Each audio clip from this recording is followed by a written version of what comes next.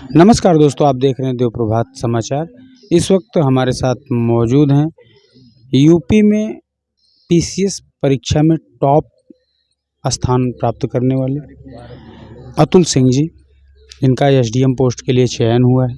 हम इनसे बातचीत करेंगे और जानेंगे किस तरह से ये परीक्षा अपनी पास किए हैं और कहाँ तैयारी किए हैं और क्या कर रहे थे ये वर्तमान समय में, जब इन्हें ये पता चला कि इनका सिलेक्शन एसडीएम पोस्ट के लिए हुआ है। आपका बहुत बहुत स्वागत हमारे देव प्रभात समाचार में। सर ये बताइए, आप यहाँ ग्रामीण क्षेत्र से बिलोंग करते हैं, आपने शिक्षा कैसे अर्जित की? जी, हम मूल रूप से मेरा निवास यहाँ पे प्रतापगढ़ में है। लेकिन पिताजी जैसे काफ़ी पहले इलाहाबाद में शिफ्ट हो गए थे, तो स्कूलिंग मेरी इलाहाबाद से ही है। जैसे इलाहाबाद से मैंने स्कूलिंग की हुई है। उसके बाद फिर आईआईटी खड़गपुर से मैंने ग्रेजुएशन किया है, बीटेक बायोटेक्नोलॉजी में। फिर उसके बाद फिर अब ग्रेजुएशन के पश्चात ये अमेरिकन एक्सप्रेस में मैंने जॉब किया था। फिर वहाँ से फिर यूपीएससी की प्रिपरेशन और फिर ये जर्नी रही है।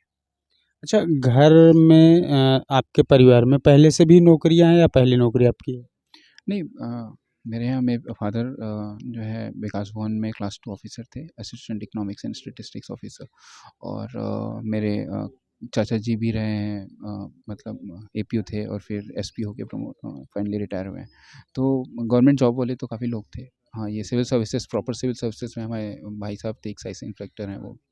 तो जो है लेकिन मतलब जैसे कि शायद ये पीसीएस के माध्यम से इस पद पर पहली बार शायद चयन हुआ।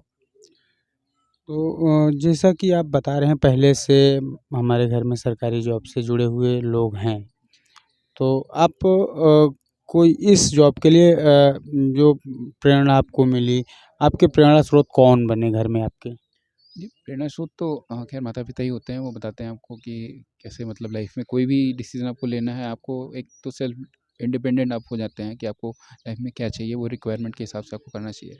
और उस हिसाब से जैसे मेरी मम्मी थी, मेरे पिताजी हैं और वाइफ़ है, उन सब का बहुत ही मोटिवेशन, उनका सपोर्ट और सब रहा है। उसके माध्यम से फिर ये मेरा ये था कि पर्पस जो भी जॉब प्रोफ़ाइल हो काफ़ी अच्छी हो और डाइवर्स हो, उसमें डाइवर्सिटी हो, काम करने में थोड़ा मज़ा आए, क्योंकि जो आपको काम है वो इवेंचुअली नेक्स्ट 25-30 ईयर्स में आप जो भी आपका बिफोर रिटायरमेंट वही डिसाइड करता है। तो उसको एक मेन थीम, सेंट्रल थीम पे रख कर के डिसीज़न लेना चाहिए। तो उस हिसाब से सारे फैमिली मेंबर्स का बहुत ही सहयोग था और फिर उसके माध्यम से मुझे सफलता मिली। एसडीएम पोस्ट के सिलेक्शन से पहले आपको 2 बार सरकारी नौकरी मिली, आपका सिलेक्शन हुआ, जी। उसे आप जॉइन किए या छोड़ दिए, इसी तैयारी में लगे रहे? बेसिकली मेरा 2019 में खंड विकास अधिकारी के पद पे चयन हुआ था। मैंने वहाँ पे मतलब बरेली में मैंने जॉइन किया था, लेकिन पिताजी की तबीयत ख़राब हो गई तो मुझे वहाँ पे वैतनिक अवकाश लेके आना पड़ा था। और उसके बाद फिर मेरा बेसिकली मुझे सहायक वन संरक्षक पद पे भी मेरा उसी साल 2019 में ही चयन हुआ था, तो मुझे वहाँ पे जॉइन भी करना था, तो फैमिली को भी देखना था, तो इस वजह से मैं वहाँ से बरेली से आ गया था। फिर वहाँ पे अभी सहायक वन संरक्षक के पद पे भी वहाँ पे मैं ट्रेनिंग कर रहा हूँ, कोयम्बटूर तमिलनाडु में। तो उसके बाद फिर ये उसी बीच मैंने ये एग्ज़ाम दिया था और फिर अभी उसका रिज़ल्ट आया है, तो फिर आगे की चीज़ें पता है। बहुत बड़ी पोस्ट मिली है आपको एसडीएम की, तो आप इस पोस्ट पे रह के आप किस तरह से वर्कआउट करना चाहते हैं? अपने कार्य को किस तरह से अंजाम देना चाहते हैं? आपकी कुछ थीम्स होंगी, कुछ सपने होंगे कि मैं इस पोस्ट पे बैठ के किस तरह से लोगों की सेवा करूँगा? क्या सोचा है आपने? जी, अब देखिए पहले तो हम किसी भी क्षेत्र में जाएँ, कोई भी जॉब नहीं हो तो वहाँ पे जैसे एक बेसिक रिक्वायरमेंट होती है, वहाँ पे काम समझना होता है। तो एज़ अ स्टूडेंट आपको एंटर करना होता है, वहाँ पे जो भी निटी-ग्रिटीज़ हैं उसको समझना है। जैसे ये है कि डिप्टी कलेक्टर और एसडीएम का जो भी पद होगा तो वहाँ पे आपकी कानून की समझ होनी चाहिए, सोशल अवेयरनेस होनी चाहिए, सोशल रिक्वायरमेंट क्या-क्या है वो आपको गूढ़ समझ होनी चाहिए और उसको ट्रेनिंग में भी सिखाया जाता है, ऑन जॉब ट्रेनिंग भी होती है और एकेडमिक्स भी वहाँ पे दिए जाते हैं। उन सबको और साथ में अपनी खुद की जो अपनी आपकी क्रिएटिविटी है उन सबको यूज़ करना है, जो सोशल इंफ्रास्ट्रक्चर है, जो अपने सोशल इश्यूज़ हैं, उस पे मैं फ़ोकस करना चाहूँगा।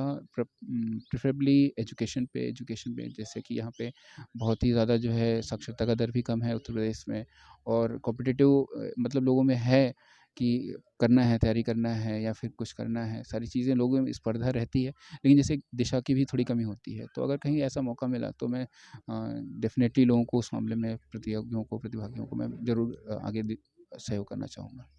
बहुत सारे युवा हैं जो घर से बाहर रह के बहुत गरीब परिवार से भी लोग बिलोंग करते हैं, जो किसी तरह से उनके माँ-बाप उनको पढ़ाई का खर्च दे पाते हैं, कोचिंग अटेंड करवा पा रहे हैं। तो ऐसे युवाओं को आप कुछ संदेश देना चाहेंगे हमारे चैनल के माध्यम से? जी, देखिए एक तो ये है कि अभी ये ज़रूरी नहीं है कि आपको दिल्ली जाना है या फिर कोई बहुत जो कोचिंग का हब है जहाँ पे प्रिपरेशन इनफैक्ट बहुत ज़्यादा लोग बोलते हैं कि यहाँ से ही सिलेक्शन होता है।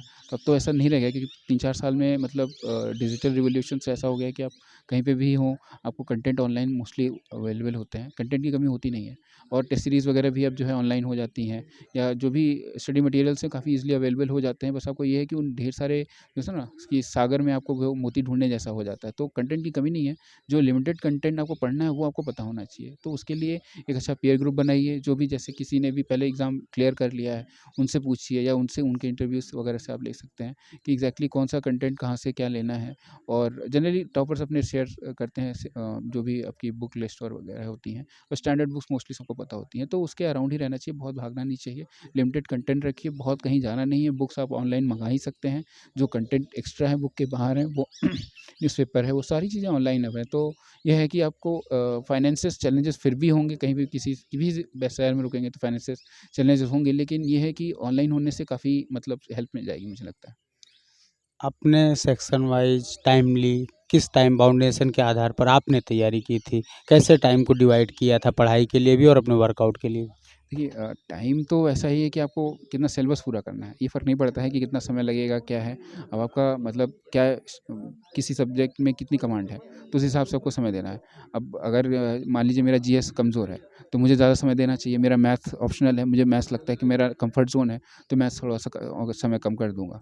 कब जब जीएस ठीक हो जाएगी, तो फिर मैथ्स में और प्रैक्टिस करूँगा। तो आप अपनी जो वीकनेस है, स्ट्रेंथ है, उसको समझिए और क्या एग्ज़ाम की रिक्वायरमेंट है, कहाँ पे स्ट्रेस ज़्यादा देना है, क्वेश्चन कैसे पूछे गए हैं लास्ट ईयर के, सिलेबस क्या है, उसके हिसाब से आपको अपनी स्ट्रैटेजी बनानी चाहिए। कितना समय देना है, ये आपका व्यक्तिगत डिसीज़न होना चाहिए और आपका पर्पज़ ये होना चाहिए, आपका टारगेट ये होना चाहिए कि आपका सिलेबस विदिन टाइम कंप्लीट हो और आपके 2, 3, 4 रिवीज़न हो जाएँ अच्छी प्रैक्टिस के साथ।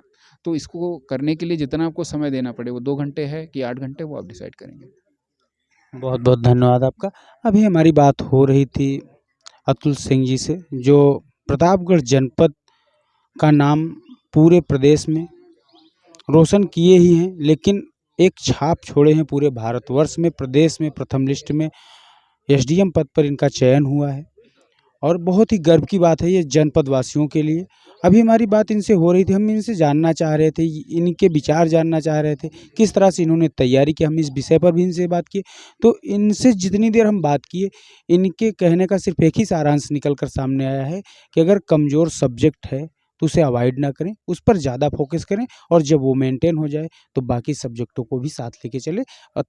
सफल होने का सिर्फ मात्र यही एक रास्ता है। आप देख रहे हैं देव प्रभात समाचार।